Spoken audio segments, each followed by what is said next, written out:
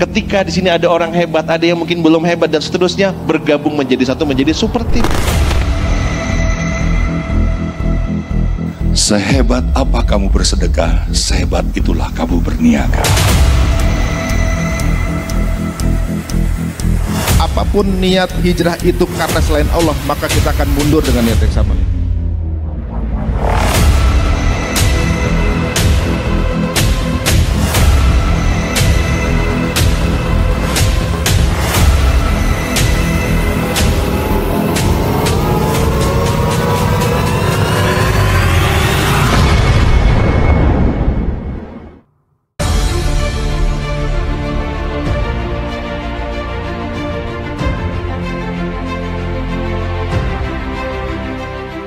Bahagia bersama, kita juga nangis-nangis bersama, dan itu yang mahal bagi saya. Kita banyak momen-momen yang tidak terlukiskan, tidak bisa dibeli, dan itu yang membuat saya semakin mantap. Subhanallah, Masya Allah, sangat menginspirasi kami dan suami.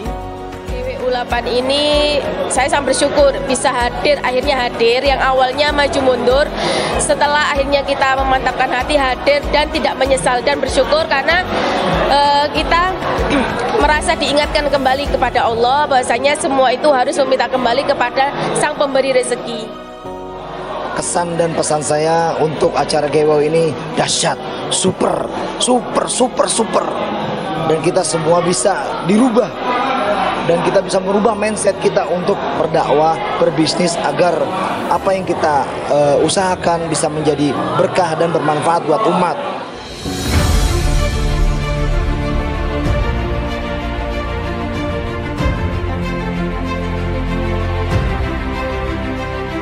Assalamualaikum warahmatullahi wabarakatuh. Saya ikutan di acara Gebyar Wirausaha yang ke-9 ini dari SBC ini. Masya Allah, setelah saya lihat ternyata ini sebuah wadah yang sangat bermanfaat. Masya Allah, anggotanya ada sampai ribuan dari seluruh Indonesia dan memberikan manfaat yang sangat luar biasa. Saya dengar pembimbingannya juga intensif. Ini solusi banget ini. Saya rasa ini para founder dan juga teman-teman yang terlibat di sini nanti tinggal memetik pahala jariahnya di sisi Allah Subhanahu wa taala. Dan teman-teman semuanya kayaknya perlu deh untuk yang sekarang ini untuk mau terjun di bidang usaha, bergabung dengan grup SBC ini. Sangat bermanfaat dan recommended. Saya juga pengen belajar dari mereka. Hati saya benar-benar terketuk, seakan-akan saya tuh diajari banyak banget pengalaman-pengalaman baru dan bertemu dengan orang-orang baru yang banyak memberi manfaat kepada saya. Pesan-pesan saya selama ikut GWU yaitu yang saya pikir yang semula acara ini tuh hanya diisi dengan bapak-bapak atau ibu-ibu, ternyata saya salah, dan acara ini isinya ternyata daging semua. Sangat recommended buat anak muda yang pengen banget cari inspirasi tentang usaha.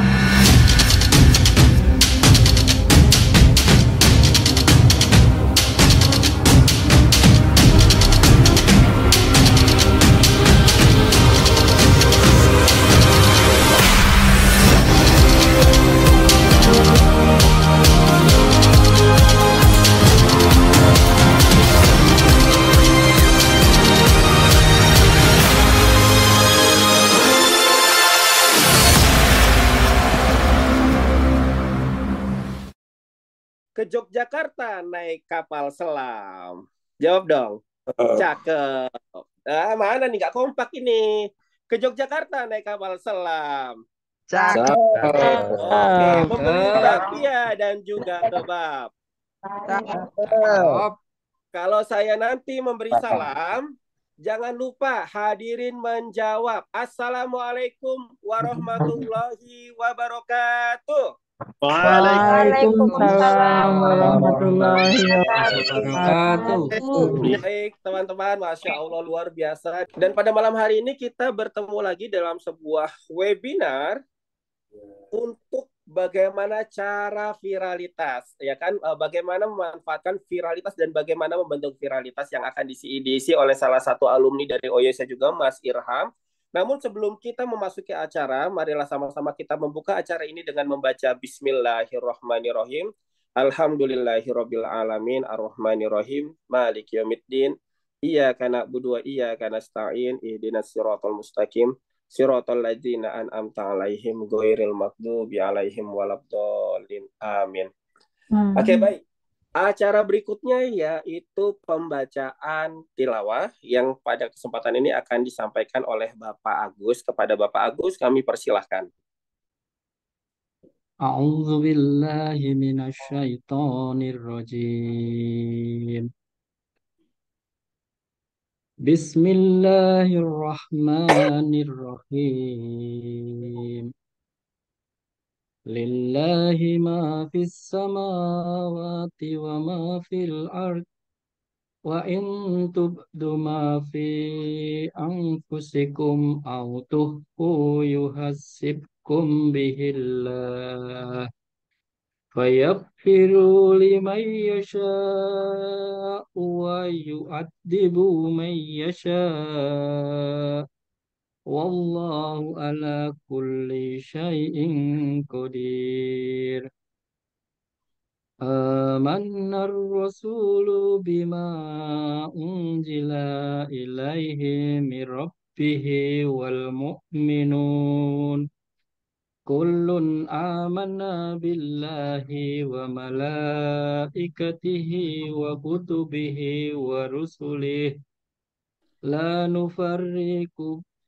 nufariqu baina ahadin min rusulihi wa qalu sami'na wa ata'na ghufranaka rabbana wa ilaikal masir. La yukallifullahu nafsan illa wus'aha laha ma kasabat wa alaiha maktasabat. Rabbana la tu'akhidna in nasina aw akhtana. Rabbana wa la tahmil alaina isran kama hamaltahu alal ladina min qablina. Rabbana wa la tuhammilna ma la taqata lana bih wa'fu anna waghfir lana warhamna anta maulana fansurna 'alal qaumil kafirin. Shadaqallahul azim. Shadaqallahul azim. Terima kasih kepada Bapak Agus. Acara berikutnya yaitu pembacaan 3 karakter yang akan disampaikan oleh Bapak Anang Jogja. Kepada Bapak Anang Jogja kami persilahkan. Assalamualaikum warahmatullahi wabarakatuh. Waalaikumsalam warahmatullahi wabarakatuh. Waalaikumsalam warahmatullahi wabarakatuh. Ya, mohon ditirukan bersama-sama setelah saya. 3 karakter SPC. 3 karakter SPC. Karakter pribadi. Berorientasi pada kesuksesan dunia dan akhirat. Berorientasi pada kesuksesan dunia dan akhirat. Selalu meningkatkan kapasitas diri. Siap memimpin dan dipimpin. Berjuang untuk agama dan bangsa. Karakter bisnis. Memastikan halal.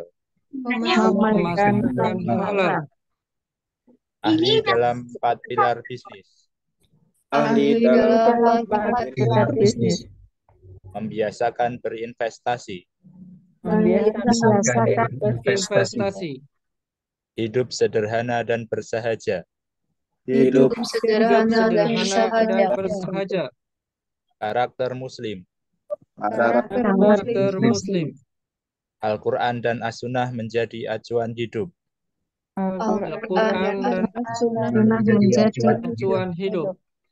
Saling berpesan untuk bersabar dan berkasih sayang.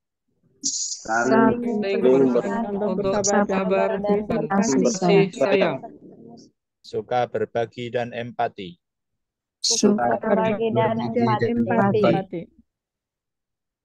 Disiplin mengeluarkan zakat, infak, dan sedekah.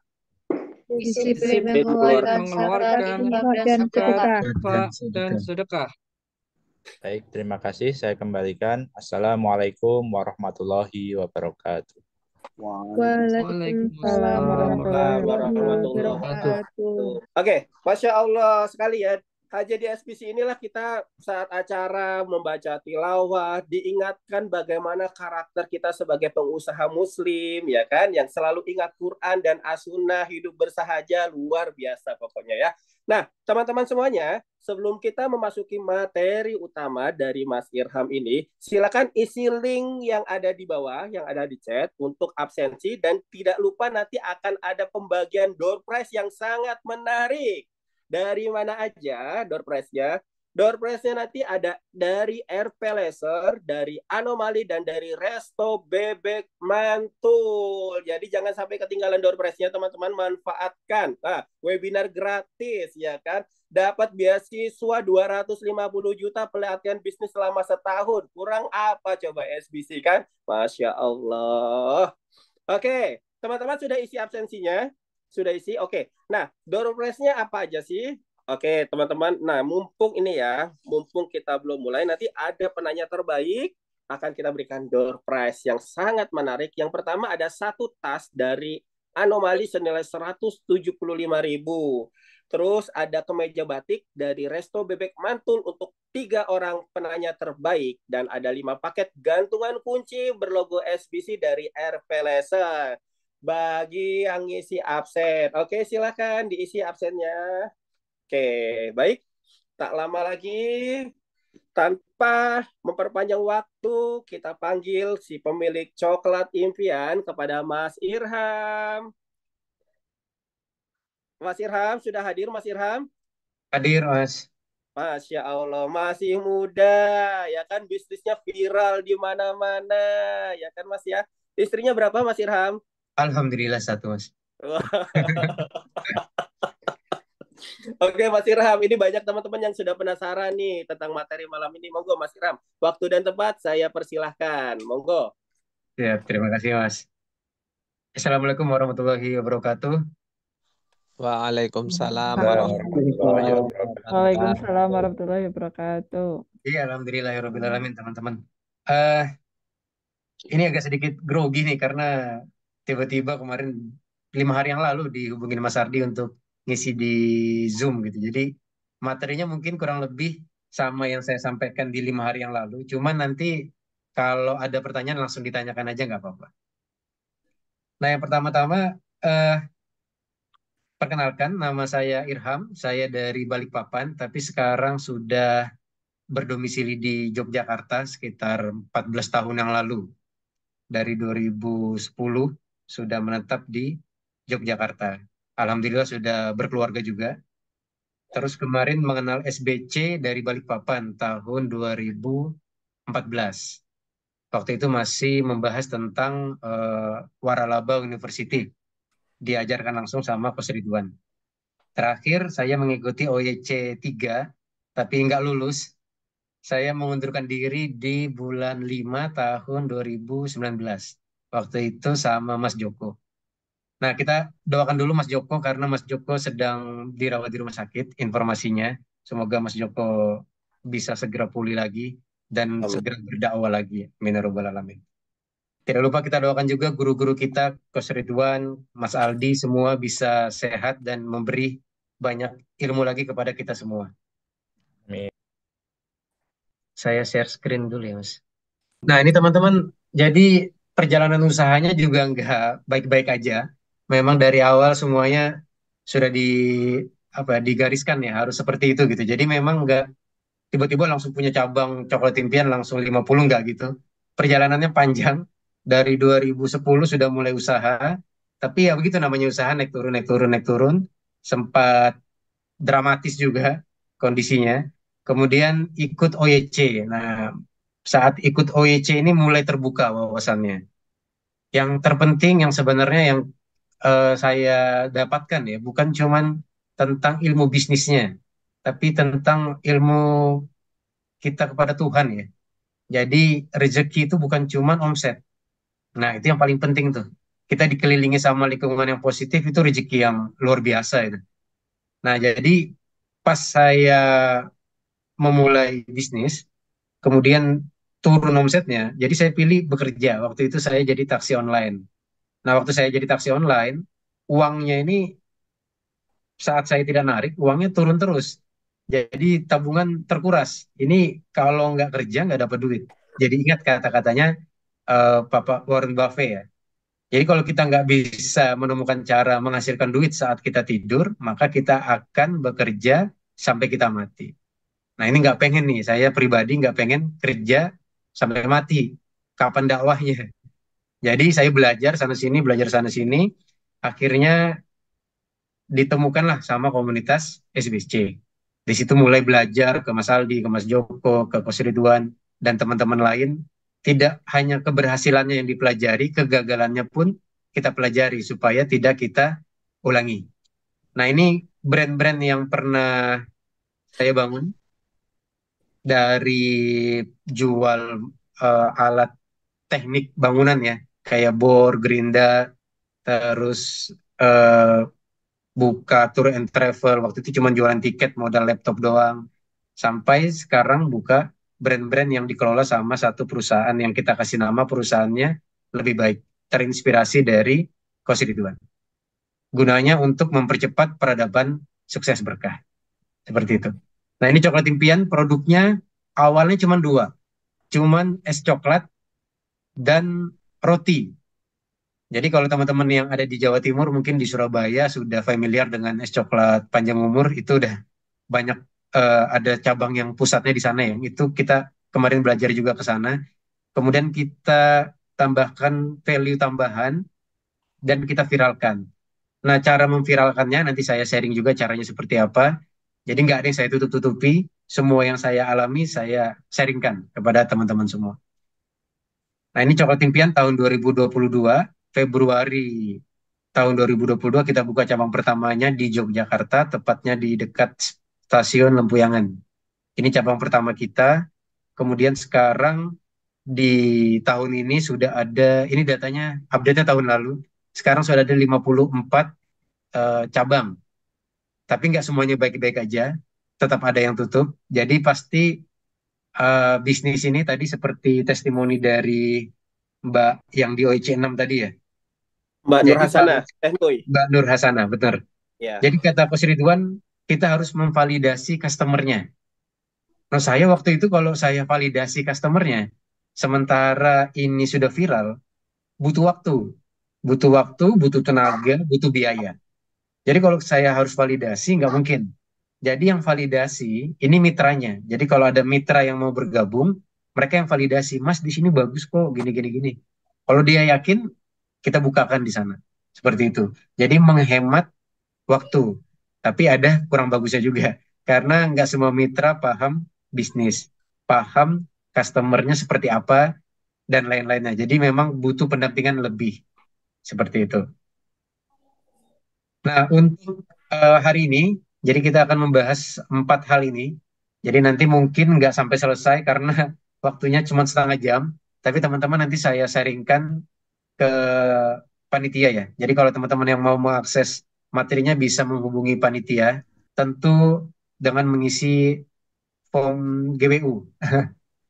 Jadi prosedur pertama itu kita apa sih persiapannya Mas Ilham untuk kita membuka mitra atau franchise. Nah di sini kita sudah nggak pernah pakai istilah franchise karena kalau franchise ini legalitasnya harus panjang ya teman-teman diurusnya. Jadi kita pakai sistem mitra atau kemitraan atau peluang bisnis. Kemudian yang kedua kita akan belajar tentang apa sih potensi atau peluang kalau kita mitrakan usaha kita. Kemudian strategi mendapatkan mitra, terakhir membangun sistem support bisnis untuk mitra. Nah semua ini based dari pengalaman saya dan saya belajar di beberapa tempat. Nah, yang harus dipahami dulu teman-teman, kita memitrakan usaha kita itu adalah salah satu strategi growth untuk mengembangkan usaha kita. Jadi bukan satu-satunya cara ya, tapi salah satu cara supaya kita bisa growth, bisa berkembang. Jadi ada dua cara kalau yang saya pelajari kemarin, itu ada vertical growth.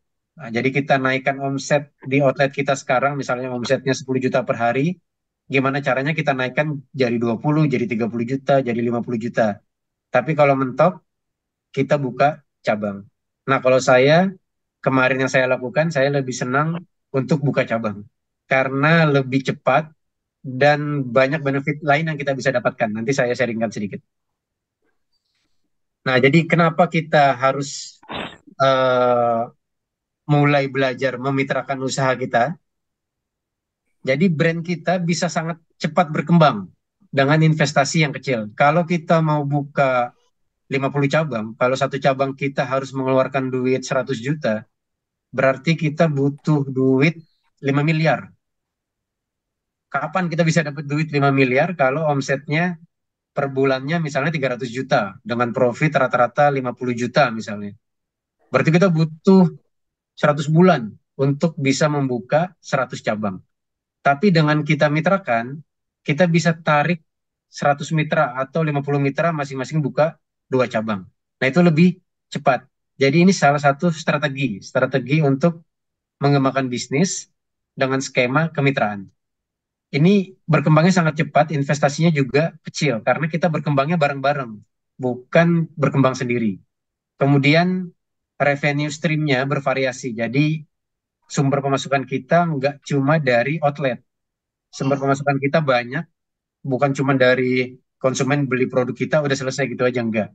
Tapi nanti ada saya sharing juga beberapa sumber pemasukan yang kita bisa dapat dari bisnis kemitraan. Kemudian distribusi risikonya kecil, karena modal awal yang dikeluarkan tadi, yang misalnya membuka satu outlet butuh 100 juta, dengan kita mitrakan, justru kita malah dapat langsung modal awal buat kita buka cabang sendiri. Kemudian dapat pendapatan dari pembelian bahan baku. Terus growth-nya sangat cepat, dan ada strategi buyback, valuasi, dan exit strategi. Nah, nanti kita bahas satu-satu. Nah, yang pertama tentang sumber pemasukannya.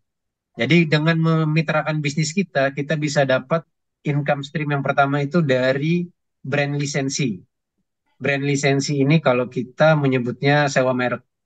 Jadi kalau di Coklat Impian, kita akadnya ini sewa menyewa. Jadi yang kita sewakan adalah mereknya dengan waktu tertentu.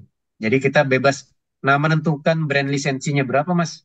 Nilai brand saya yang layak saya kasih ke mitra, itu teman-teman yang bisa nilai sendiri dan berdasarkan dari profit yang didapat. Kalau saya pribadi, profitnya misalnya satu bulan itu profit 10 juta, itu nilai kemitraannya nggak lebih dari 20 juta per tahun. Jadi kalau saya pribadi rumusnya kayak gitu. Kalau satu bulan dia bisa dapat profit 10 juta, nilai kemitraannya nggak lebih dari 20 juta per tahun. Kalau saya pakai bagusnya per tahun. Tapi ada juga yang per 3 tahun sampai per 5 tahun. Kemudian ada royalty fee atau management fee. Ini juga pernah saya gunakan, management fee. Waktu itu kita yang mengelola, tapi kita nggak ikut bagi hasil. Jadi kita dapat management fee. Ini nilainya 500.000 per bulan. Waktu itu kita mengelola usaha gerobakan. Kemudian dapat keuntungan dari penjualan bahan baku dan packaging. Terus kita bisa dapat keuntungan dari profit sharing atau revenue sharing. Kalau saya pribadi memakai profit sharing. Nah, nilainya besarannya berapa? Ini tergantung dari kita kesepakatan dengan mitra. Biasanya kalau di Coklat Impian 50-50 atau ada mitra yang mau 60-40 itu juga nggak masalah. Karena nanti profit dan loss. Jadi teman-teman harus memahami juga disampaikan ke mitra bukan hanya profitnya aja yang di-sharingkan. Kadang-kadang mitra nanti pas loss dia nggak mau sharing. Loss-nya juga sharing. Sesuai dengan kesepakatan awal. Misalnya 50-50 ya loss and profit-nya 50-50. Kemudian kita ada dapat keuntungan big volume bahan baku. Nah, ini juga saya baru belajar kemarin dari Foodies, sekolah kuliner di Bandung. Jadi kita bisa mendapatkan transaksi yang saya sendiri nggak tahu ternyata bisa dijadikan revenue itu, sumber pemasukan. Karena kita ada pakai salah satu bahan baku yang itu didistribusikan nasional. Nah, itu kita nggak pernah dapat untung dari situ. Ternyata setelah kita dapat ilmunya, kita aplikasikan, kita dapat 1% dari penjualan bahan bakunya secara nasional. Dan mitra-mitra juga bahan bakunya itu diseragamkan harganya. Karena kita dealnya langsung ke prinsipalnya.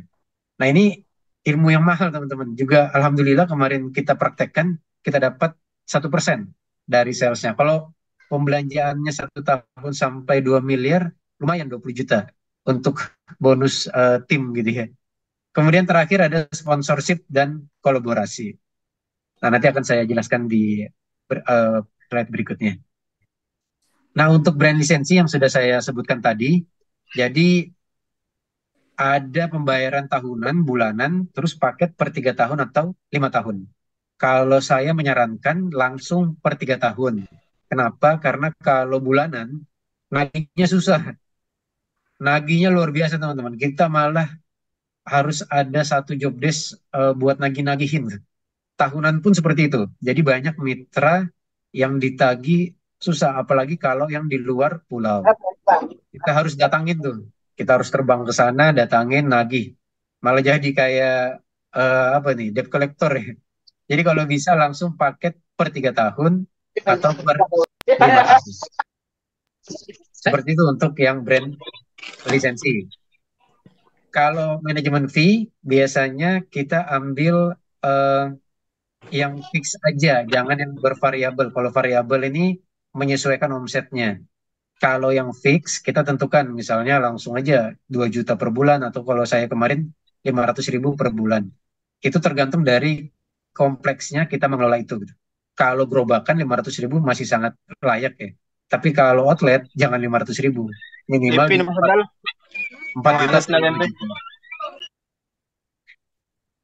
Nah, kemudian ini keuntungan lebih kalau teman-teman memitrakan bisnis. Jadi biasanya kita cuma memakai sistem yang ini. Dari supplier langsung ke outlet. Nah, dari supplier langsung jual bahan baku ke outlet tanpa ada margin. Tapi kalau kita mitrakan, kita bisa pakai sistem yang seperti ini. Dari supplier kita oper ke gudang atau central kitchen kita, kemudian kita lempar lagi ke bagian produksi untuk diproduksi, kemudian dilempar lagi ke outlet. Jadi setiap step ini ada marginnya. Untuk apa marginnya? Ini untuk menangani kalau misalnya harga bahan baku naik turun. Jadi misalnya sekarang harga gula naik turun nih dari 12.000 sekarang sudah ke 16.000. Nah, itu nggak pengaruh ke konsumen. Jadi harga jual es coklat itu tetap sama. Dari kita awal buka sampai sekarang harga jual es coklatnya sama. Kenapa sama? Karena kita sudah pakai sistem ini. Kita udah plot-plotkan. Jadi kita hitung marginnya untuk bikin harganya, HPP, kemudian ada ongkos produksi dan lain-lainnya, udah kita potong. Jadi perhitungannya nanti teman-teman bisa lebih mudah kalau misalnya ada kenaikan bahan baku. Yang akan dikurangi kalau ada kenaikan bahan baku, profit dari produksinya atau profit dari central kitchen-nya. Bukan profit dari bukan harga harga konsumennya yang kita naikkan, tapi profit kita yang kita kurangi dari masing-masing pos ini gitu. Nah, ini banyak peluangnya juga teman-teman. Kemudian kalau misalnya bahan bakunya langka, kita bisa stok dulu di central kitchen. Karena kalau kita sudah mitrakan, kita harus menjamin mitra-mitra ini bisa menjual produknya setiap saat gitu. Jadi nggak mungkin kita tiba-tiba, mohon maaf ya, produknya habis nih. Karena dari supplier nggak ngirim, nggak bisa kita sampaikan seperti itu. Jadi kita wajib memastikan kita mitrakan dengan sistem yang benar gitu teman-teman. Jadi nggak cuman buka cabang aja mitra bayar udah selesai gitu, nggak bisa. Jadi kita pastikan sistemnya ada. Nah, ini yang wajib ada kalau misalnya kita mitrakan bisnis. Nah, ini beberapa skemanya. Jadi dari supplier bisa langsung central kitchen kemudian ke outlet, atau dari supplier langsung ke outlet. Ini contohnya pembelian tisu atau sunlight, nggak mungkin kita mau stok dulu terus kita kirim ke outlet karena makan biaya transportasinya. Jadi ongkos kirimnya juga malah membengkak. Nah, kalau tadi yang big volume, jadi misalnya teman-teman ini harga aqua itu normalnya 1.000. Kita nego biar bisa dapat harga 800. Negonya gimana? Kita pakai data. Kita penjualan, mohon maaf ya aku nanti kita ganti lay mineral aja. Jadi kita nego ke supplier, penjualan kita sehari misalnya 10. Sehari 10 tapi dikali 50 outlet. Berarti sehari ada 500 air mineral yang terjual. Berarti kalau sebulan 500 kali 30. Berarti ada sekitar 15.000 ya mungkin. 15.000 air mineral yang terjual seluruh outlet coklat impian. Nah ini kita nego, bisa nggak kita dapat harga yang lebih murah? Kalau nggak bisa dapat harga yang lebih murah, biasanya mereka ngasih eh, bonus ke pusat dalam bentuk dalam bentuk produk juga. Nah ini salah satu kelebihannya. Tapi kalau bisa kita tekankan harganya semua mitra sama, supaya semua mitra dapat untung juga. Nah ini kelebihannya kalau misalnya kita mitrakan, karena kita nggak cuma berjuang sendiri aja, dan datanya bukan cuma satu outlet, tapi langsung bareng-bareng. Nah ini contoh bahan baku yang harus kita punya teman-teman. Jadi kalau kita mau mitrakan, pastikan di bisnis kita itu punya 3 bahan baku ini. Yang pertama, bahan baku utama. Bahan baku ini biasanya racikan sendiri atau racikan rahasia, bumbu rahasia. Kalau nggak ada bahan baku ini, itu nggak bisa buka. Misalnya kalau ayam goreng ini, resepnya KFC ini, bumbunya ini yang jadi bahan baku utamanya. Wajib beli di kita untuk menjaga kualitas standarnya. Didapatkan dimanapun nggak ada gitu. Kemudian bahan baku kedua itu bahan baku yang wajib. Nah ini bahan baku dengan brand nasional. Kenapa brand nasional? Karena distribusinya ada di mana-mana. Jadi kalau kita pakai eh, creamer kental manisnya itu dari Cem mereknya. Ini ada sampai di Batam, di Makassar pun ada, Kalimantan juga ada. Nah ini yang kemarin kita nego, kemudian kita bisa dapat eh, istilahnya itu cashback 1% dari prinsipalnya, dari total penjualan seluruh outlet. Nah ini penting teman-teman, kita harus punya bahan baku ini.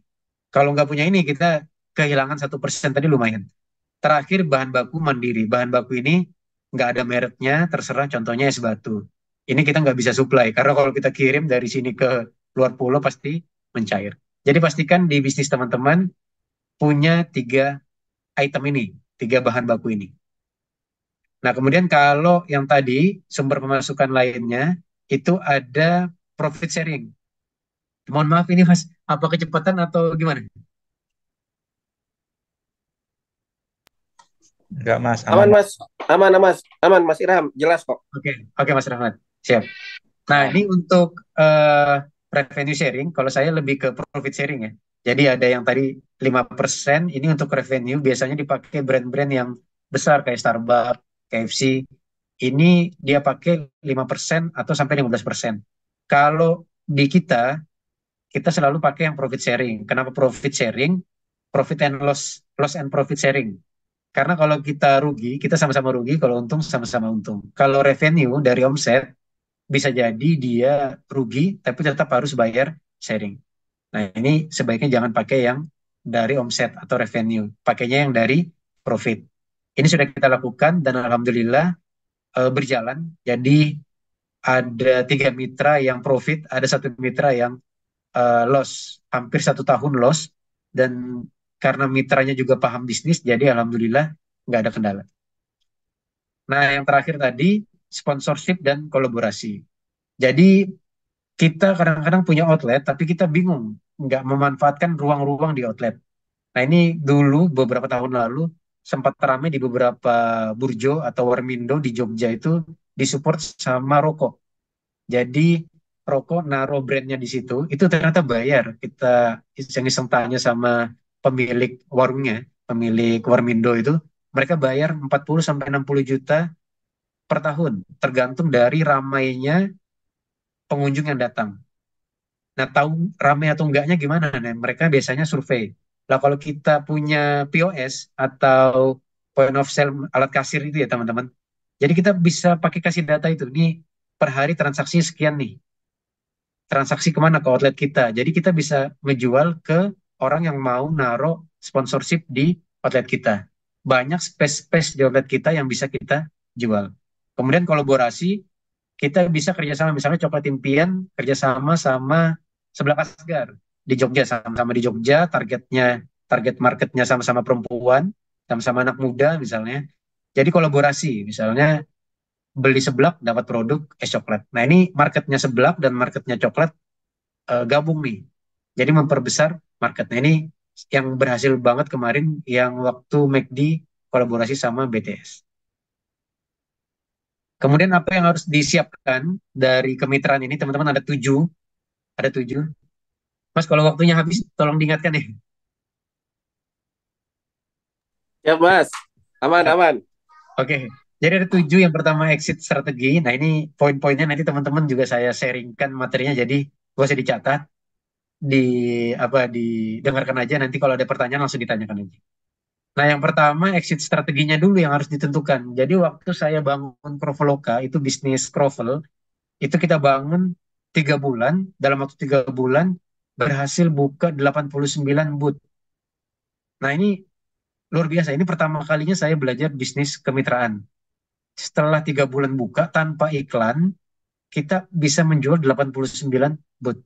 Dan waktu saya buka, saya sudah setting, saya sudah visualkan, bisnis ini nggak lama, pasti 6 bulan tutup. 6 bulan pasti tutup. Jadi begitu saya jual ke mitra atau ada mitra yang tertarik, selalu saya sampaikan, Bapak, Ibu, Mas, Mbak, kalau mau buka bisnis Crovel, bukanya sekarang. Terserah mereknya, mau pakai merek kita, Crofoloka, atau pakai merek lain, terserah. Tapi bukanya sekarang, karena lagi hype-nya sekarang. Umurnya paling 6 bulan. Itu pun kalau kompetitornya nggak banyak. Kalau kompetitornya makin banyak, umurnya makin pendek. Itu yang saya sampaikan ke mitra. Jadi jangan sampai kita sampaikan ke mitra, wah ini bisnisnya bakal sustain 10 tahun, 20 tahun. Enggak. Karena kita sendiri sebagai ownernya sudah setting itu 6 bulan pasti tutup. Karena kalau karena yang sudah bisnis kepal Milo, bisnis boba, umurnya nggak panjang. Apalagi kalau sudah masuk tren di kaki 5, itu umurnya biasanya nggak panjang. Nah ini untuk bisnis tren. Kemudian kalau IPO dan kita mau jual bisnisnya, ini strateginya juga beda. Nah yang ini kita nggak bahas di sini. Nah apa yang harus kita punya? Konsep dulu teman-teman. Pertama harus punya brand. Dari nama, logo, tagline, kemudian harus ada konsep store-nya dalam bentuk outlet, store kecil, pakai kontainer, atau pakai booth. Kemudian produknya harus ada SOP-nya, cara penyajiannya, cara jualnya, pelayanan, penyimpanan, dan displaynya juga harus jelas. Kemudian skema partnership-nya, kerjasamanya seperti apa skemanya.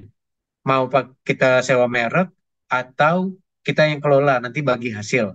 Kayak gitu. Kemudian supply chain-nya juga dipikirkan. Jangan sampai kita terima, misalnya ada mitra kayak terakhir Coko Timpin ini sudah hampir 1 bulan, kita lagi mikirin ada mitra yang mau buka di Sorong, Papua. Nah kita ngirimnya gimana? Pasti biaya pengirimannya bengkak banget. Nah ini juga masih kita analisa seperti apa cara pengirimannya, terus nanti takutnya biayanya terlalu tinggi. Tapi mitranya juga masih komunikasi ke kita dan dia masih antusias untuk membuka cabang di Sorong. Ini harus kita pikirkan benar-benar. Terakhir, after sales-nya, monitoring bisnisnya, audit, dan quality control. Ini yang masih jadi PR di Coklat Impian untuk memonitoring dan meng-quality control semua mitra. Karena cabangnya yang terlalu jauh jaraknya.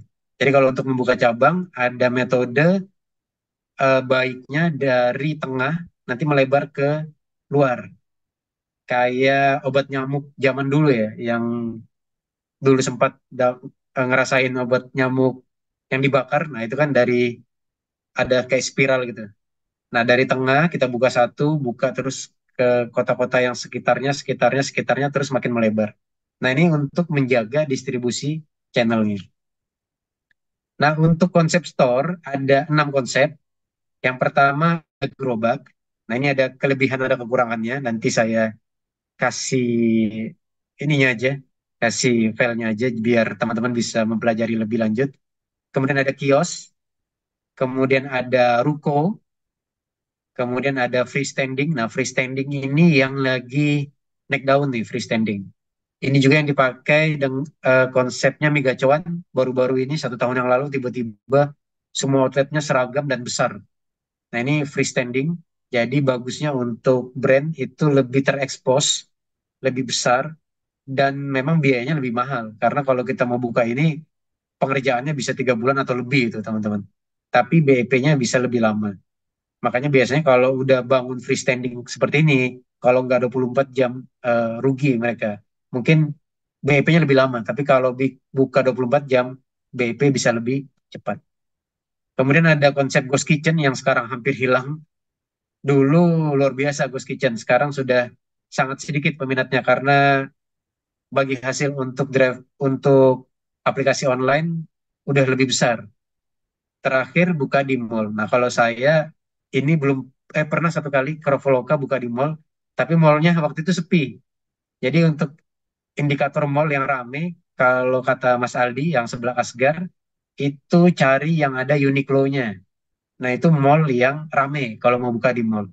Kalau di mall ini memang biayanya lebih mahal, tapi marketnya sudah ada. Jadi marketnya itu udah kebentuk. Mereka mau ke Uniqlo, mau ke ini, mau ke itu. Mereka jajan, udah ada pasarnya. Jadi kalau kita buka di mall itu sekalian beli pasar kalau kata Mas Aldi. Jadi cari Biar mall-mall, mobil di lampu sana dikasih mati. Biar sudah. jadi cari mall-mall yang memang yang rame, yang ada Uniqlo-nya atau ada Jeko-nya. Nah, itu biasanya rame atau XX1 biasanya itu rame mallnya. Nah, dari 6 konsep tadi, kita bisa klasifikasikan store kita dalam 4 store. Nah, ini yang bisa teman-teman jual. Pertama, flagship store. Ini store yang paling besar, dan ini harus punya pusat. Jadi jangan sampai mitra yang punya.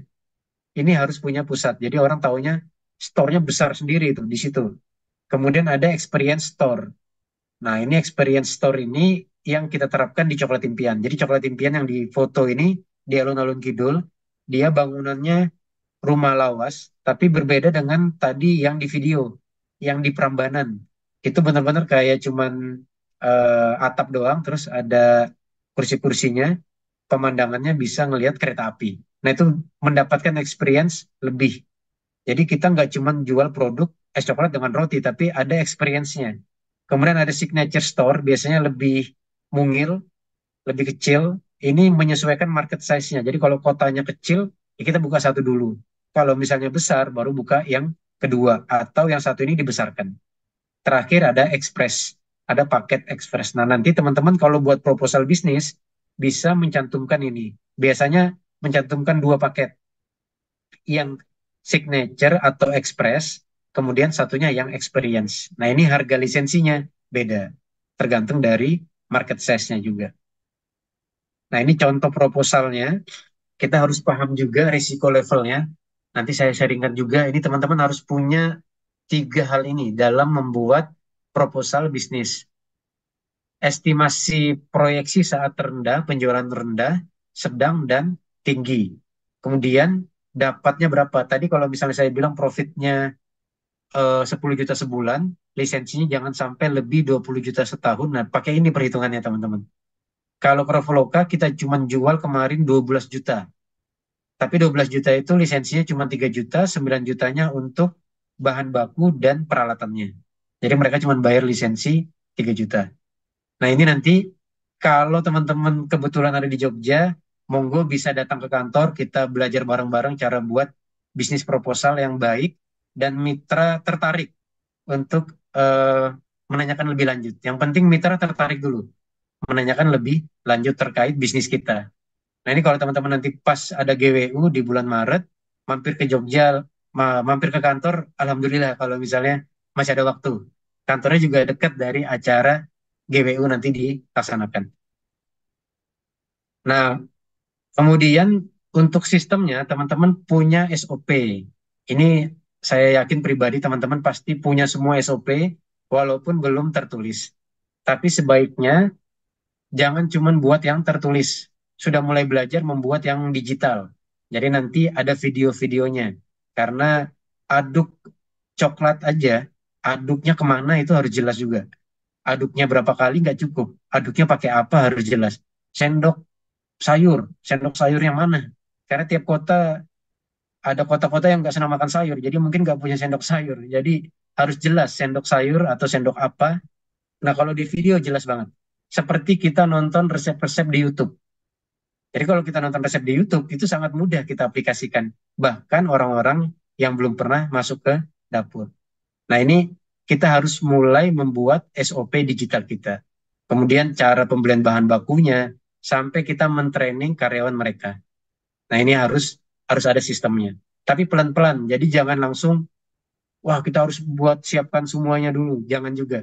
Jadi pelan-pelan disiapkan satu-satu. Sambil cari mitranya. Jangan sampai disiapkan semua, terus ada mitra, ntar SOP-nya belum siap, sistemnya belum siap, nanti aja.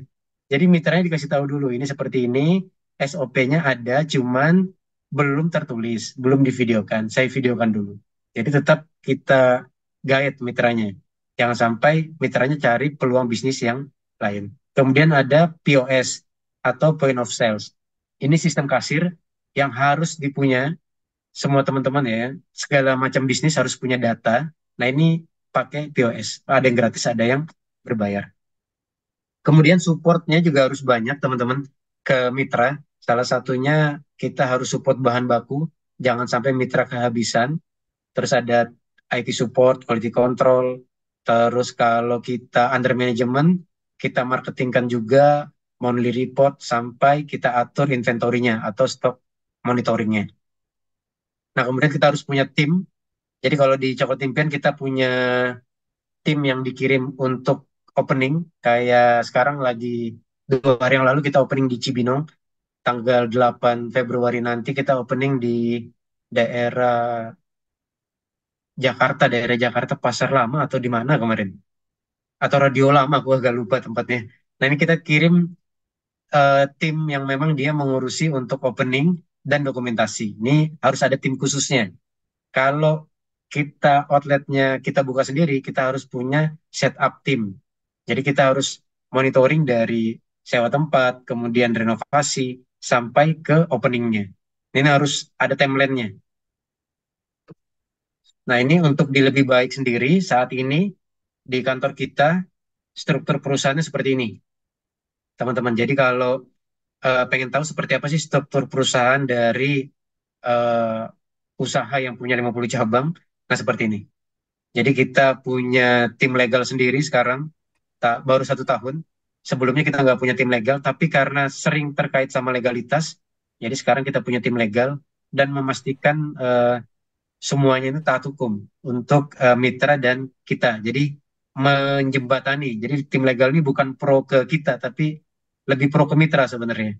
Kadang-kadang ada kebijakan dari kita yang tidak menguntungkan mitra, ditegur sama tim legal. Kemudian kita juga siap Mas Rahmat. Mas Irham. Oke. Oke, Masya Allah. Ini kalau saya lihat dari struktur bisnisnya sudah sangat lengkap, Mas Irham. Masya Allah. Siap, Mas Luar Rahmat. biasa perkembangan bisnisnya. Oke, Mas Irham. Mohon maaf, saya ini kita sudah masuk ke sesi tanya jawab, Mas Irham. Oke, Boleh? Boleh ya? Oke. Boleh. Tapi sebelum kita masuk ke sesi tanya jawab, ini luar biasa loh, penanyanya sangat antusias dan banyak loh Mas Irham untuk malam hari ini. Oke, jadi gini Mas Irham, sebelum kita masuk ke sesi tanya jawab, saya mau tahu dong tentang testimoni Mas Irham setelah mengikuti OYC kemarin, gimana Mas pengalamannya? Oke, teman-teman, mungkin saya nggak bisa ngasih testimoni yang lengkap ya, karena saya ikutnya cuma 4 atau 5 kali pertemuan. Nah, teman-teman bisa bayangkan, ikut 4 atau 5 kali pertemuan aja, growth-nya sekarang seperti ini gitu. Mungkin teman-teman bisa menyimpulkan sendiri, testimoninya mungkin seperti itu. Jadi, saya nggak bisa testimoni yang pertemuan kan totalnya ada 12 ya, total pertemuannya Betul, ya. ada 12 Mars. Betul banget. Saya cuma ikut 5 kali, terus saya putuskan, waduh saya nggak kuat nih. Dari lima itulah yang saya praktekkan hari ini. Yang sisanya berapa berarti? 7 ya. 7 ilmunya itu saya belum tahu sama sekali tentang apa, dan saya belum praktekkan karena saya belum tahu ilmunya. Yang saya praktekkan cuma 5. Seperti itu, Mas Rahmat. Dari 5 pertemuan itu sudah di-spill ya Mas ya, kebentuk apa aja sampai udah bikin SOP, ya kan, terus struktur bisnisnya yang oke banget. Itu ada semua di OYC ya Mas ya? Ada semua di OEC. Masya Allah. Oke, baik Mas Irham, Masya Allah, luar biasa sekali. Nah, ini ada pertanyaan yang tadi saya lihat ini sangat antusias, sampai berkali-kali nanya di Mas. Oke, pertanyaan dari Ibu Norita. Oke, saya bacakan Mas Irham ya. Boleh, Mas Rahmat. Mau tanya, selamat malam. Ada beberapa pertanyaan terkait judul pertanyaan di atas. Kayaknya satu pertanyaan aja ya Bu ya, karena kita harus membagi dengan teman-teman yang lain juga. Gitu. Oke, yang pertama gini Mas. Apa sajakah hal-hal yang harus dipersiapkan untuk melakukan perubahan pada akta pendirian cabang perusahaan? Itu dulu Mas, pertanyaannya. Akta pendirian cabang perusahaan ya? Iya, Ini berarti tim tim legal ya Mas ya? Tim legalitasnya ya Mas? Oke, kalau di kita, jadi memang kita awalnya teman-teman nggak punya legalitas. Kayak saya bilang tadi, saya gas-gas aja nih kemitraan sambil buka, sambil belajar. Akhirnya kalau sekarang kita per outlet yang under manajemen kita, itu kita membuat CV baru atas nama kita dan mitra. Jadi nanti di CV itu nama kita dan nama mitra tertulis dalam bentuk satu CV. Kalau nanti cabangnya tutup, maka CV-nya ditutup. Jadi kekuatan hukumnya sebatas kalau itu beroperasi, maka nanti ada badan hukumnya. Kalau misalnya sudah berhenti beroperasi, kita tutup. Itu saya belajar dari teman-teman yang bermitra juga, yang cabangnya kalau nggak salah sampai 100 lebih. Gitu. Seperti itu. Mungkin semoga menjawab, Mas. Oke, baik Bu Norita masih di sini, Bu Norita. Halo. Ibu Nur, oke. Berarti Bu Noritanya sudah nggak ada ya. Nah ini bagi penanya yang mau dapat door prize berarti harus tanggung jawab terhadap pertanyaannya. Jangan nanya terus tiba-tiba nggak ada orangnya gitu kan. Lo gimana cara membagikan door prize-nya? Oke, baik. Bu Norita, saya panggil sekali lagi. Ada di sana Bu Norita? Nggak ada ya? Oke. Baik Mas Irham, pertanyaan berikutnya dari Pak M. Mukhlisin. Pak M. Mukhlisin ada di sini, Pak M. Mukhlisin? Siap. Ada Pak? Oh oke, ada orangnya Mas. Oke. Yuk, pertanyaannya. Apa syarat usaha siap untuk dimitrakan? Nah, tadi kayaknya ada di slide ya Mas ya? Iya. Jadi syarat utamanya teman-teman bukan utama juga ya. Pastikan nanti kalau kita mitrakan, kita bukan memitrakan atau menduplikasi masalah.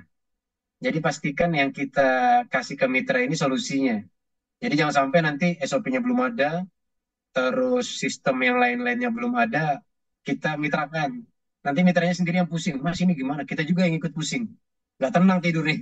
Karena selalu ditelepon sama mitra. Jadi pastikan punya SOP atau standar yang jelas. Kemudian bahan bakunya juga harus jelas. Jangan sampai bahan bakunya musiman, kayak misalnya durian, kita mitrakan, terus pas lagi nggak jualan, mitra minta duriannya, pas lagi nggak musim. Bingung juga kita cari duriannya di mana. Nah, jangan sampai ketersediaan bahan baku nggak bisa kita pastikan. Itu. Nanti di slide-nya ada, saya sharing juga. Oke, berarti SOP-nya harus ada dulu dan bahan baku harus jelas ya Mas Irham ya, nggak boleh musiman ya garis besarnya. Betul. Oke, siap. Mantap. Terima kasih, Gimana Pak Mukhlisin? Oke, terima kasih. Berarti yang pertama SOP itu harus sudah jelas dulu. Sistemnya sudah jelas dulu baru kita mitrakan. Betul ya, Coach? Betul. Betul, Pak. Oke, baik. Terima kasih, Coach. Ya, sama-sama Pak Mukhlisin. Oke, pertanyaan berikutnya Mas Irham. Dari Bapak Irwan Muhammad Ridwan. Oke, Bapak Irwan Muhammad Ridwan ada di sana, Pak? Ada, Pak. Ada, oke, baik. Bagaimana cara membangun tim yang handal dan bisa saling bekerja sama dengan baik? Nah, ini tim yang handal gimana, Mas Irham? Cara membangunnya nih. Iya. Kalau membangun tim ini tergantung ownernya. Jadi memang sebagai owner, kita harus melakukan dulu. Jadi saya dari semua struktur tadi, semua struktur ini, semua posisi di sini, sudah pernah saya lakukan.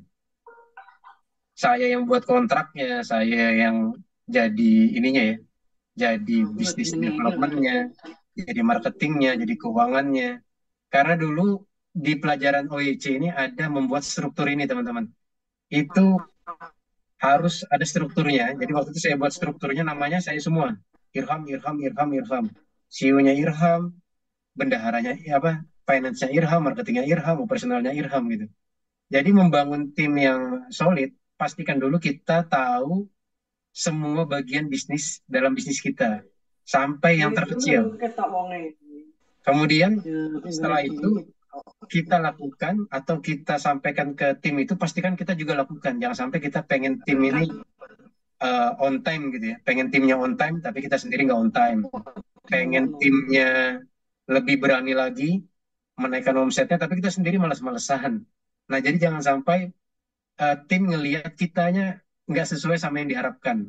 Kalau kita pengen tim yang solid, kita gambarkan dulu tim yang solid seperti apa. Pengen timnya on time, pengen timnya rajin sholat, pengen timnya ngaji, pengen timnya selalu mau belajar, ya kita harus begitu dulu. Nah kemudian angkat tim dari bawah. Jadi kalau saya rekrut tim, pastikan attitude-nya benar. Kalau skill-nya bisa dilatih, kalau attitude-nya sudah nggak benar, mending kita ganti aja orangnya. Mungkin pastikan dulu attitude-nya, supaya nanti timnya bisa solid. Wes, Masya Allah. Gimana Pak Irwan Muhammad Ridwan? Oke, Pak, puas banget dengan jawabannya. Terima kasih, Coach. Iya, sama-sama. Ini apa berhubungan banget dengan pertemuan pertama dan kedua di OYC loh, Mas Irham. Basic training dan purpose of life. Sebelum kita membangun tim, kita harus membangun diri kita sendiri ya. Iya, tuh. Benar. Ya Allah, oke. Ini banyak banget pertanyaannya Mas Irham. Sebentar. Mas Irham, gimana waktunya masih luang kan ya? Aman. Sudah diluangkan. Aman ya Mas ya? Oke, siap. Oke, baik. Akan saya bacakan dari yang ini. Oke. Sebentar ini, banyak banget Mas. Ini baru malam ini loh, rekor tembus pertanyaannya luar biasa banyak. Oke. Baik, ini dari Mbak Dian. Mbak Dian ada di sini, Mbak Dian? Mbak Dian? Kalau nggak ada, berarti saya skip ya. Oke ya, deal ya. Karena nggak ada yang nanyanya, jadi saya skip. Ada Oh, Mas. ada Mbak Dian. Oke, Iya. siap. Maaf, Oke. saya lagi nggak pakai hijab. Oke, siap. Nggak apa-apa. Yang penting ini aja, Iya. suaranya. Iya. Assalamualaikum Coach, saya Dian. Saya baru usaha sekitar 1 bulan. Yang nama usahanya adalah Coconut Mix Sarjana. Coconut Mix Sarjana. Ada sarjananya nih Mas Iram. Yang mau saya tanyakan, gimana caranya untuk memperkenalkan produk kita ke konsumen? Karena sepertinya banyak yang belum tahu apa itu Coconut Mix. Nah, itu pertanyaannya Mas Irham. Oke. Coconut Mix ini air kelapa ya? Air kelapa atau apa ya? Iya. Dian, monggo. Iya Mas Irham, jadi itu air kelapa. Karena kan saya lihat banyak yang jual air kelapa tapi masih air kelapa, paling rasa-rasanya cuma sirup sama gula merah gitu nggih. Nah, ini saya modifikasi jadi ada berbagai macam rasa. Misalnya ada rasa avocado milk, kemudian orange fresh, kemudian brown sugar milk seperti itu. Jadi saya mengangkatnya ini adalah minuman yang sehat tapi segar gitu loh. Minuman segar tapi menyehatkan gitu, Mas. Oke, siap. Jadi ada 7 jurus banjir order. Ini ada bukunya juga dari karangannya Coach Ridwan. Jadi yang pertama ini dari 7 jurus ini, jurus pertama itu tahu. Betul, tahu dulu. Gimana biar orang tahu? Kalau saya pribadi teman-teman, kalau saya buka usaha dari sekian banyak yang saya buka tadi, nggak semuanya berhasil juga. Tapi saya punya satu rumus. Jadi kalau 3 bulan dia tidak menghasilkan, maka saya akan tutup bisnisnya. Nggak saya pertahankan. Nah, jadi pertama supaya banyak orang tahu, ada 2 cara. Yang pertama offline sama online. Nah, kalau offline, pastikan outlet kita ini menarik. Jadi menggambarkan coconut mix. Terus ada apalagi yang buat orang mau menarik, mungkin tiap kota beda-beda ya. Ada harganya. Jadi sekali lihat, oh ini air kelapa segar, mungkin ada tagline-nya itu, air kelapa dengan gitu loh. Nah nanti harganya juga ditampilkan. Misalnya orang concern sama harganya berapa sih? Jadi harganya juga ditulis. Itu untuk yang offline. Untuk yang online, dan ini yang paling sering saya pakai, kita pakai influencer. Jadi kita pakai influencer, kita iklankan. Memang ada biaya lebihnya, tapi pakai influencer yang lokal ya. Kalau sekarang kita sebutnya micro influencer, influencer yang followernya nggak terlalu banyak, tapi berdampak ke bisnis kita. Nah ini kita cari. Kita cari, kalau sekarang TikTok yang lebih ramai. Oh iya. Nah, jadi memang kita keluar biaya agak lebih, tapi kita langsung tahu orang senang nggak sama produk ini nih. Daripada kita berharap-harap nih, tiap bulan berharap, ya Allah semoga besok bisnisnya rame. Tapi kita cuman berharap aja gitu. Kita nggak ngelakuin apa-apa. Siapa tahu memang orang di sana penghasilannya semua pohon kelapa itu gampang dicari gitu. Jadi orang nggak pengen minum kelapa gitu. Bisa jadi yang tadi dikatakan Coach Ridwan, validasi customernya kurang tepat. Jadi caranya dua tadi, supaya banyak orang tahu, akhirnya orang mau datang. Offline sama online. Gitu. Kalau offline pasang banner, kalau online influencer. Iya.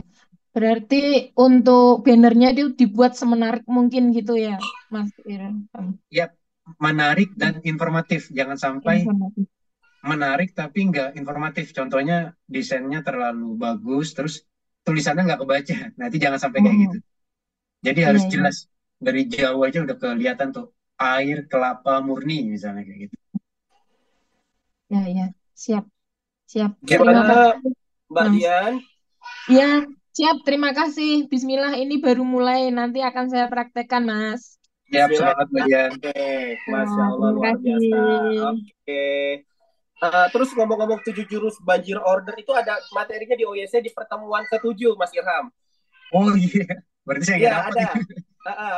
Itu ada. Memang nanti kita akan diajarkan bagaimana membangun brand awareness di One Year Coaching. Nah, makanya teman-teman yang penasaran tadi bagaimana cara membangun brand, ayo ikut OYC. Bagaimana caranya ikut OYC? Harus ikut GWU dulu karena itu sebagai tiketnya. Pelatihan coaching selama sebesar 250 juta gratis. Tis selama 1 tahun. Insya Allah. Oke, ngomong-ngomong di sini ada yang sudah register GWU belum? Coba saya mau tahu ya. Sambil kita nunggu pertanyaan berikutnya, ini ada pertanyaan berikutnya sambil saya bacakan. Saya mau tanya, di sini ada yang sudah daftar GWU? Ada yang sudah? Oh, sudah register OYC 7, Masya Allah. Oh, sudah. Mbak Heni dari Bekasi. Wih, Masya Allah. Oke, ayo daftar segera, ya kan? Nanti tanggal 1 harganya sudah beda. Dan ini dapat kesempatan beasiswa pelatihan bisnis selama 1 tahun senilai 250 juta. Oke, baik, pertanyaan berikutnya, Mas Irham. Ini ada dari Bapak Supriyanto. Nah, Pak Supriyanto. Assalamualaikum warahmatullahi wabarakatuh. Pak Supriyanto ada di sana, Pak Supriyanto? Halo? Pak Supriyanto? Ada? Oh, nggak ada. Kalau nggak ada, saya skip pertanyaannya ya, Pak Supriyanto. Ada itu. Oke. Ada ya, Pak Supriyanto ya? Oh, ada. Oke, baik. Pertanyaan dari Pak Supriyanto. Siap. Ini pertanyaannya adalah Assalamualaikum warahmatullahi wabarakatuh. Nama Supriyanto dari Pacitan. Dari Pacitan, Masya Allah. Kampungnya Pak SBY ya. Mau tanya Pak, usaha saya air isi ulang. Harga jual sekarang 7.000 per galon. Omset 1 hari 20 galon untuk mencari pelanggan. Lagi agak kesulitan karena menurut orang masih kemahalan. Oke. Terus aku punya pemikiran kalau aku turunkan harga di 4.000, harga terjangkau oleh seluruh masyarakat, tapi perlu omset penjualan yang lebih banyak lagi. Bagaimana saran Bapak? Apa yang akan saya buat? Tetap di harga 7.000 atau di 4.000? Gimana Mas Irham? Ini mau main margin atau mau main volume gitu ya Mas Irham ya? Iya, mungkin seperti itu ya. Ya. Jadi kalau eh, kita sebagai sebutannya apa ini ya Mas? Eh, bukan coach ya, kalau saya belum layak jadi coach. Jadi cuman kasih saran. Biasanya kalau saya pribadi tidak pernah mau main harga. Jadi nggak pernah mau turun-turunin harga. Jadi kalau misalnya kita menurunkan harga itu di bisnis, pasti nanti image-nya buat eh, buat pelanggan ini, wah pasti gak laku nih, makanya nurunin harga. Daripada kita turunin harga, mending kita kasih bonus.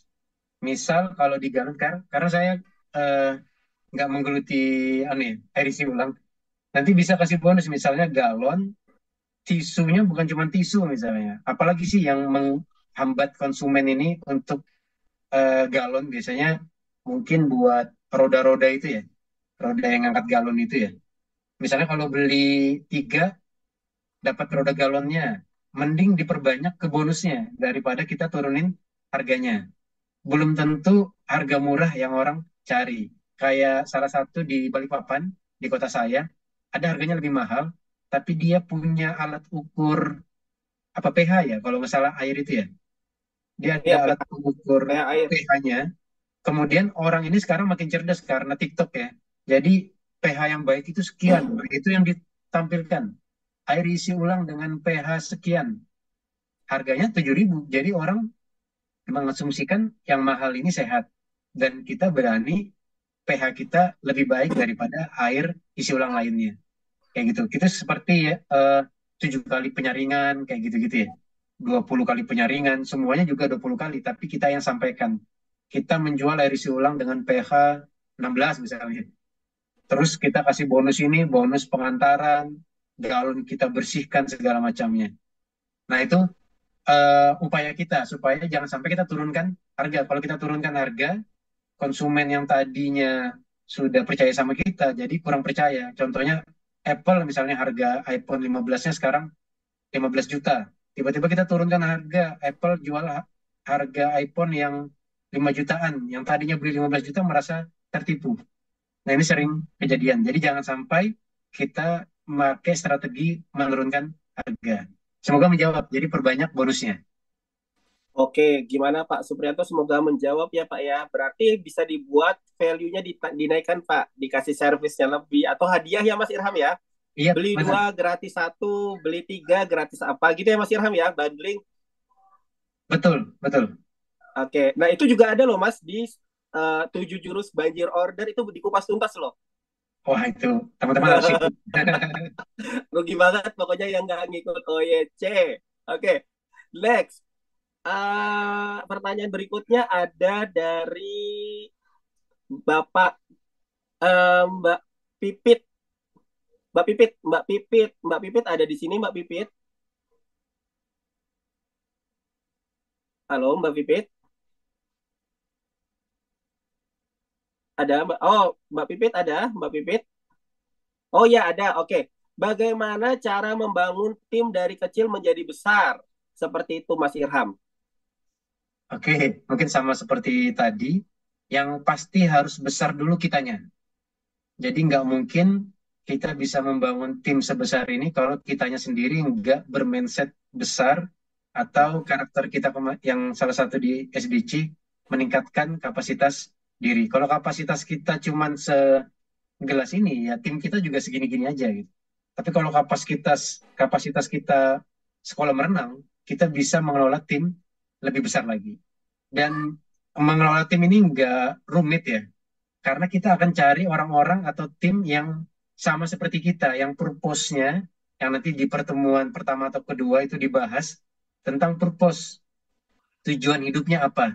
Nah teman-teman kalau di kita di lebih baik itu, purpose-nya satu teman-teman, kita harus jadi yang lebih baik setiap harinya. Jadi pribadi kita harus melakukan sesuatu yang lebih baik daripada hari kemarin. Tujuannya ke sana. Kalau tidak ke sana, nggak bisa masuk tim kita gitu. Mau males-malesan, mau santai aja, nggak mau belajar, nggak mau dapat tantangan baru, target baru, nggak bisa masuk di tim kita. Jadi untuk bisa mengelola tim yang besar, sebesar apapun itu nggak masalah juga, selama purpose-nya sama. sampaikan purpose-nya dalam bentuk visual lebih bagus. Ini loh, saya pengen begini, pengen begini, pengen begini. Nanti tim atau orang yang pengen bergabung sama kita, satu tujuan sama kita, itu akan bergabung sendiri. Contohnya kalau sering dicontohkan Coach Ridwan, bisnis ini kayak kendaraan. Kita punya motor, ya tim kita cuma satu, cuma yang dibonceng, jangan bonceng tiga ya. Kalau kita rubah kendaraannya makin besar jadi mobil, kita bisa nampung 5 orang, 6 orang tim. Tapi tujuannya harus sama. Kalau tujuannya beda, mobilnya harusnya bisa laju, tapi jadi terhambat karena timnya beda tujuan. Mau skalanya lebih besar nggak masalah karena poin utamanya harus di supirnya yang menentukan tujuannya. Gitu Mbak. Jadi kalau tim mengelola tim yang besar dari kecil sampai besar gampang aja. Yang penting sama purpose-nya. Itu dipelajari di OYC pertama.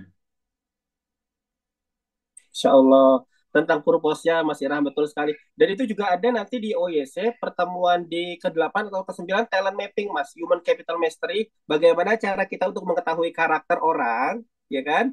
Terus tipe-tipe orang sanguin, koleris gitu kan, dominan, influence, stateness itu bakal dipelajari nanti termasuk ada tes Stephen. Oh, itu saya belum belajar tuh. Belum belajar ya? Oke, ikut lagi berarti Mas ya di OYC ya Mas. Ada itu Mas nanti Mas insya Allah. Oke, pertanyaan berikutnya dari tadi ada Bapak Nur Sulaiman. Pak Nur Sulaiman masih di sini Pak Nur Sulaiman?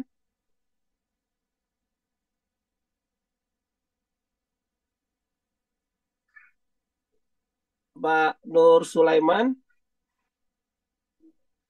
Ada ya? Oke, baik. Pertanyaannya Mas Irham. Indikator kemitraan yang baik itu dinilai dari besar profit atau proyeksi jangka panjang dari bisnis tersebut. Wah, keren nih pertanyaan aja nih. Seperti apa, Mas? Tergantung dari mitranya juga ya. Jadi yang bagus kalau dua-duanya bisa terpenuhi. Jadi jangka panjang juga, kemudian profit juga. Nah ini sempurna nih bisnisnya. Tapi kalau yang bisa kita pastikan di awal, kalau jangka panjangnya kita nggak tahu. Tapi kalau profit, ini yang bisa kita pastikan nih. Karena kita sudah punya datanya. Jadi kita bisa kasih lihat, oh ini datanya seperti ini, di outlet kita seperti ini yang sekarang buka. Dengan outlet seperti ini, dengan area lokasi, pasar seperti ini, omsetnya sekian gitu. Nah ini yang kita selalu sampaikan ke mitra. Dan kebanyakan mitra ini punya asumsi sendiri-sendiri. Jadi dengan lokasi yang dia tahu, oh di sini bagus Mas Irham, oh di sini bagus, oh di sini bagus. Jadi kita hampir jarang kita validasi. Tapi kalau kita tahu tempatnya nggak bagus, kita langsung sampaikan, oh ini nggak bagus. Nah kalau bisnis kemitraan yang bagus, pasti yang sustain, kemudian yang profit. Jadi kalau sekarang teman-teman nih ada bisnis rumah makan Padang sederhana itu luar biasa. Itu sustain karena memang kebutuhan pokok, kemudian profit. Itu juga dilakukan sama Mas Arif Muhammad ya, yang buka Payakumbuh itu.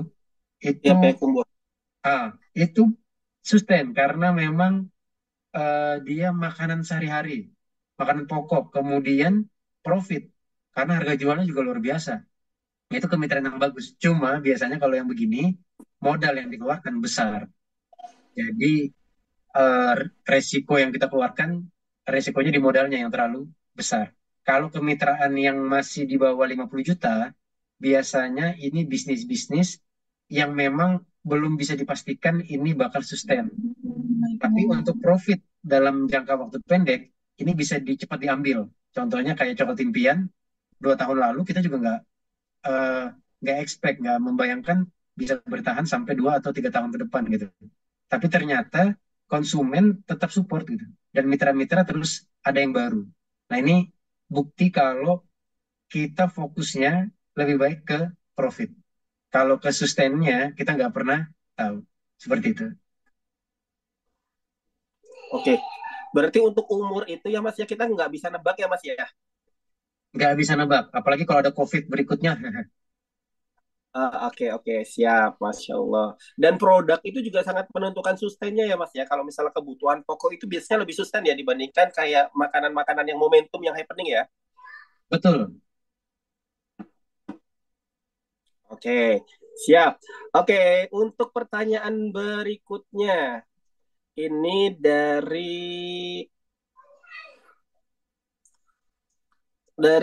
Muhammad Isa Abdillah. Izin tanya Mas Irham.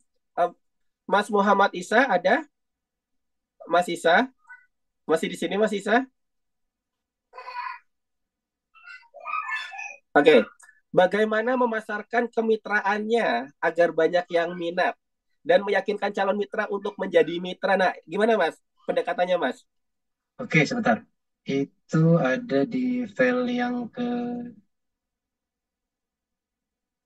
ini Mas.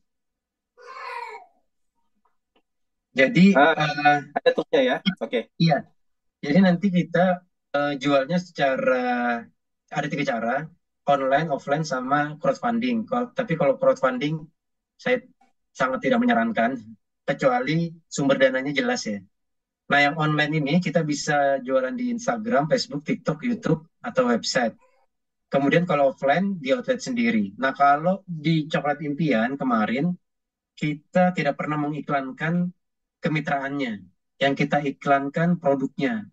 Sekarang mitra-mitra sudah mulai terbuka wawasannya dengan sistem kemitraan.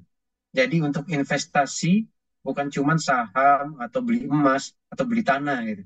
Jadi mereka pengen investasi di bisnis. Nah, jadi kita tertolong dengan banyaknya informasi di luar. Jadi sekarang mitra-mitra ini mencari bisnis-bisnis yang ramai, kemudian menanyakan ini dimitrakan atau tidak. Jadi pastikan teman-teman menampilkan suasana outlet yang ramai, outlet yang bersih, produknya seperti apa. Jadi pastikan dulu di Instagram kita semua informasi itu ada. Karena mitra lagi santai, dia buka Instagram, ngecek. Oh, bagus nih bisnisnya nih, tanya. Dia tanya nih, dia chat adminnya, kita juga harus pas respon. Berapa harga kemitraannya? Nah, kita harus punya proposalnya, jangan sampai kita nggak punya proposalnya. Berapa harga jualnya? Oh, sebentar Pak, saya hitungkan dulu Pak. Terus ditanya lagi besoknya, masih belum selesai Pak. Seminggu lagi ada peluang bisnis baru ternyata. Dia pindah ke sana. Jadi pastikan kita punya proposal, kemudian deck presentasi, kemudian nanti kita jelaskan skema kerjasamanya. Seperti itu. Jadi pastikan dulu outlet kita ramai, kemudian di Instagram kita juga menampilkan informasi-informasi yang akan ditanyakan sama mitra, kemudian nomor telepon. Jangan sampai sudah ada semua tapi nggak ada nomor teleponnya, nanti bingung ngubungin ke mana. Gitu Mas.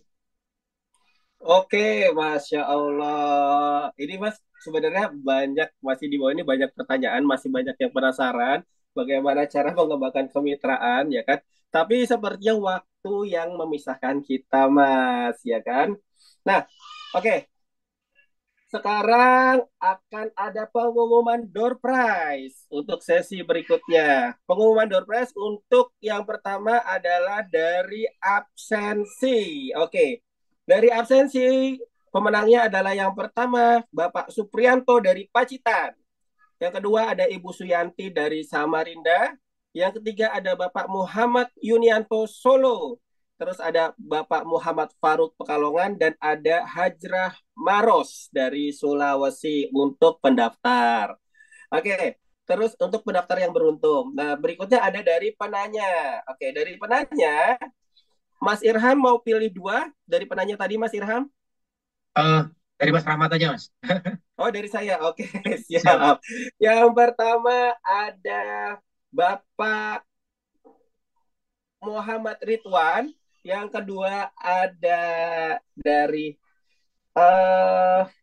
Mbak Pipit. Terus ada dari Bapak Isa Abdillah dan ada dari Bapak Muhammad Ridwan. Itulah pemenang-penanya untuk webinar malam hari ini. Kita berikan tepuk tangan sekali lagi. Oke. Mas Baik, Rahmat, teman-teman. boleh saya Ya. tambahin sedikit? Oke, baik, Mas Irham, monggo. Iya, ini kan GWU nanti sekitar tanggal 2 atau 3 Maret ya? Betul, di Jogja lagi. Ya, Di tuh Jogja. sekalian mampir ya Mas ya. Ya. Nah, ini teman-teman, karena saya sangat merasakan manfaatnya dari SBC ini, jadi saya rasa kayak saya perlu kontribusi untuk ngajak teman-teman ke acara GWU. Nah, ini saya mau bagi berapa harga tiketnya, Mas? Harga tiket itu untuk rilisnya di 900.000 Mas sampai tanggal 31 Januari. Nanti di tanggal 1 Februari sudah naik menjadi 1,2. 1,2. Nah, ini saya mau Ya. saya mau kasih 4 tiket, Mas, buat teman-teman. Wow. Nanti saya yang bayar. Oh serius Mas? Luar biasa, Masya Oke. Allah. Oke, Mas. Jadi, Monggo.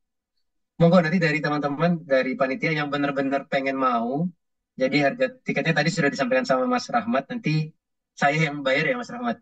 4 tiket, Oke, 4 tiket. 4 tiket untuk siapa aja yang serius, terus saya pengen ngerasain ya, perubahan drastis ya dari hidup saya yang dulu seperti apa, terus sekarang seperti apa gitu.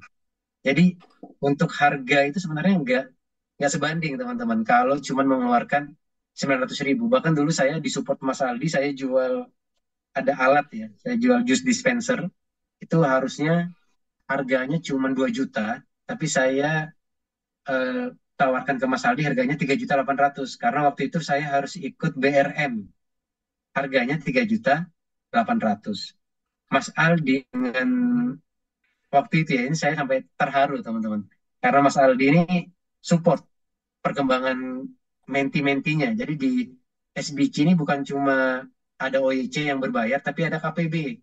Jadi waktu itu Mas Aldi dengan dengan keikhlasan membayar 3.800.000 untuk alat yang saya jual. Akhirnya saya bisa mendaftar di BRM, kemudian bisa ikut OYC 3, walaupun nggak lulus. Seperti itu. Nah, ini saya mau membalas kebaikannya waktu itu Mas Aldi, tapi nggak ke Aldi, ke teman-teman semua. Ini mungkin saya cuman sementara ini baru 4 tiket. So, monggo Mas Rahmat, mekanismenya seperti apa saya mengikuti aja. Oke, Seperti baik, itu Mas. Masya Allah. Mas Irham, ini jadi amal jariah ya dari Mas Aldi, amal jariahnya ke Mas Irham, menular ke keluarga, ke karyawan, yang efek itu sangat dirasakan ya. Mudah-mudahan Betul. teman-teman juga akan mengalir terus amal jariahnya, ya kan? Jadi jangan ragu ya, sebenarnya nggak ada harganya, harga segitu ya. Dengan benefit-benefit yang akan kita dapatkan dan segala pahala-pahala yang mengalir ya, Mas Irham ya. Siap, benar Mas. Oke, baik. Jadi gini teman-teman, untuk mekanismenya bagi 4 orang yang mendapatkan tiket langsung dari Mas Irham, silakan tulis nama di kolom chat, nama, nomor handphone, nama, asal kota, dan nomor handphone, serta sertakan alasannya kenapa harus dapat tiket GWU 10. Monggo, kita tunggu sampai 5 menit. 5 menit untuk silakan ketik di kolom chat, ya kan, nama, asal kota, terus nomor handphone, ya kan, ikut OYC alasannya apa gitu. Dapat tiket GWU alasannya apa? Silakan. Nanti akan dipilih 4 orang.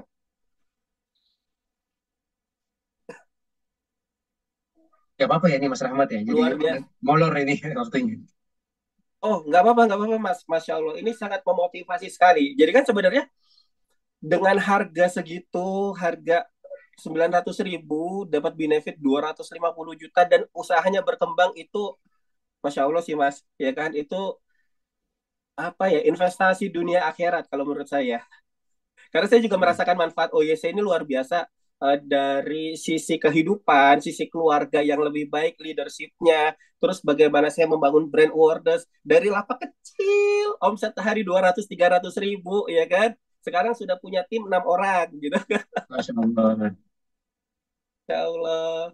Oke. Oke.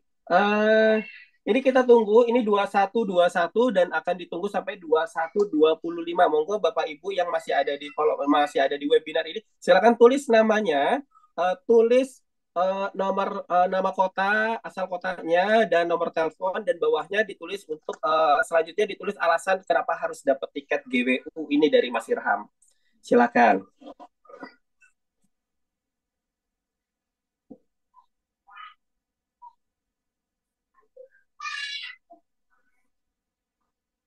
Dan ini nanti akan diumumkan di grup Road to GWU 10. Ya Mbak Feni ya. Betul, Mas. Oke, nanti akan kita umumkan di grup GWU 10. Nah, teman-teman, nanti yang belum beruntung dari Mas Irham bisa banget kok masih dapat harga spesial sampai tanggal 31 Januari. Harga spesialnya berapa?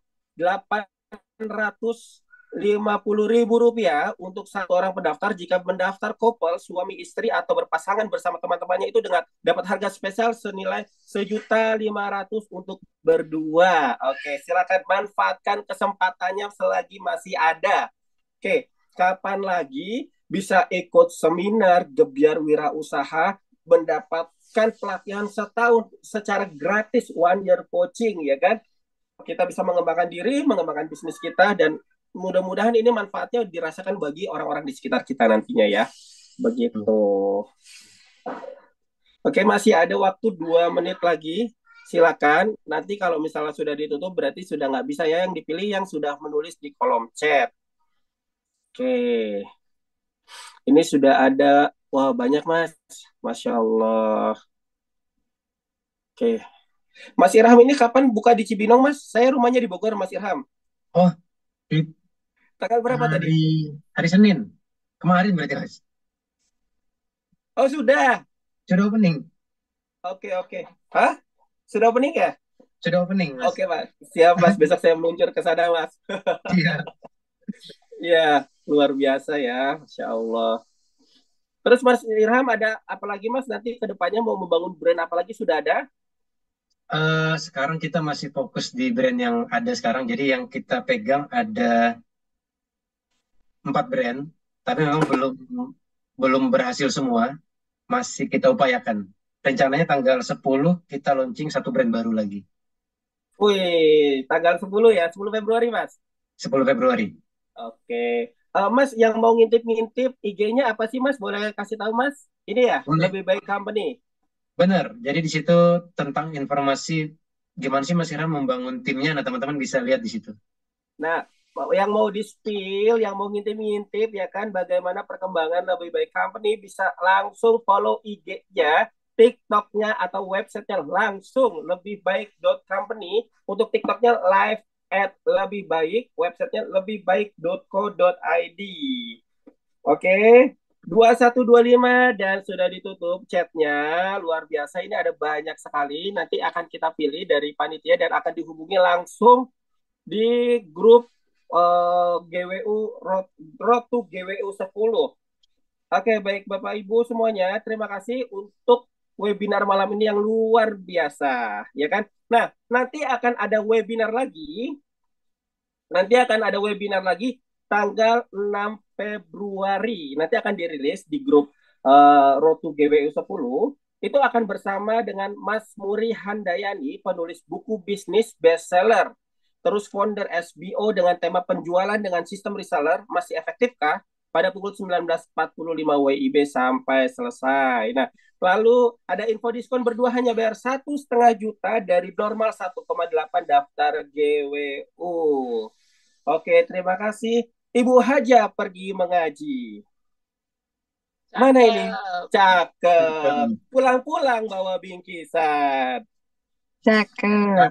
Saya akhiri acara pada malam hari ini. Yuk langsung daftar sekarang bareng sama pasangan. Wabillahi taufiq wal hidayah. Saya mewakili panitia yang bertugas mengucapkan mohon maaf dan terima kasih untuk teman-teman yang sudah hadir malam ini. Wabillahi taufiq wal hidayah. Kita tutup dengan subhanakallahumma wa bihamdika asyhadu alla ilaha illa anta astaghfiruka wa atubu ilaik. Wassalamualaikum warahmatullahi wabarakatuh. Dan terima kasih banyak Mas Irham yang sudah sharing malam ini. Semoga menjadi amal jariah Mas Irham. Amin. Oke. Dan nanti untuk 4 orang yang beruntung dari Mas Irham langsung diumumkan malam ini di grup GWU Road to GWU 10. Stay tune untuk di grup malam ini ya teman-teman ya. Bye.